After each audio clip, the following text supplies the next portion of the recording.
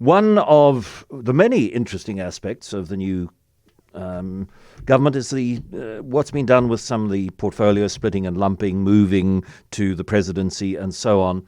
And it used to be minerals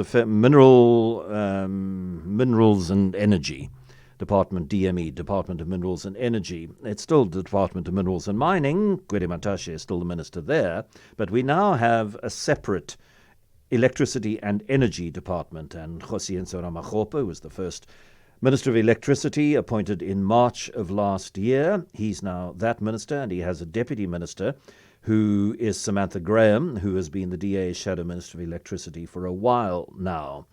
James McKay, the CEO of the Energy Council of South Africa, joins us now. James, good afternoon. Very good afternoon, John. It seems to me that this is one of the, and one can't say guaranteed positives of the moves, but it seems to be a clear change potentially for the better, this one. Yeah, absolutely, John. I think a focused ministry on energy, and then obviously coming underneath that electricity. If one thinks on the other side of electricity, we've still got liquid fuels, natural gas, their future other technologies. So, having that focus from an energy ministry is good.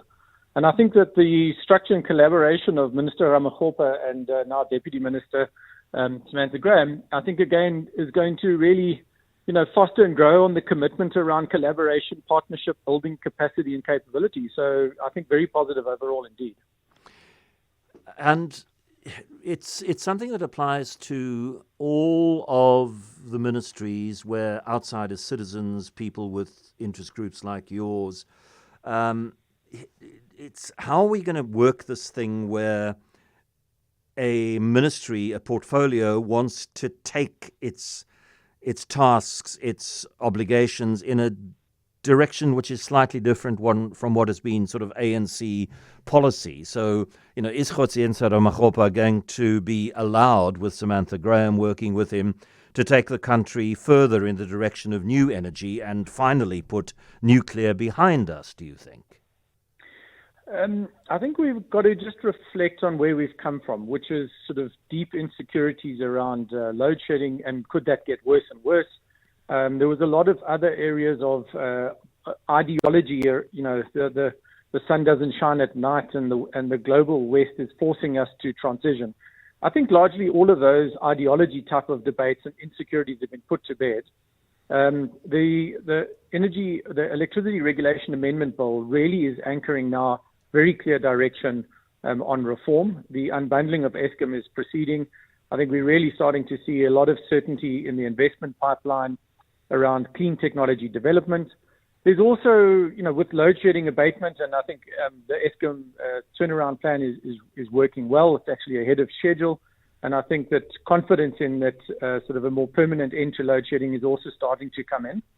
So overall, I think that there's less anxiety in the energy space, certainly in the electricity space, which really bodes very well for just business confidence, investment confidence.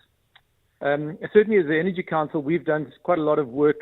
We've called it the Energy Transition Roadmap. So not trying to solve 2050 net zero, but just saying, what do we need to do in the next 5-10 years? And we've said there's an opportunity to create over 500,000 jobs in the energy sector. We need to spend probably 1.8 trillion rand. These are all big numbers, but what I would sort of emphasize is the opportunity for this ministry to really lead and in a very positive way create good impact at the economic and a societal level is quite huge. And I think the ministers can really work with that in a good way.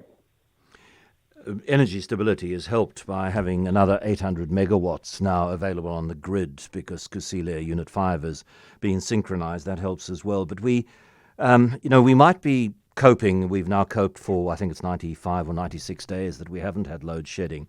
But part of the reason for that is because there's little demand, and part of the reason there's little demand is because there's little economic growth, and we want more economic growth. And more economic growth is going to require more energy. So are you satisfied with the rollout of new energy that might keep us stable as we hope the economy responds to the government of national unity and starts to grow and jobs start to happen and be available and so on?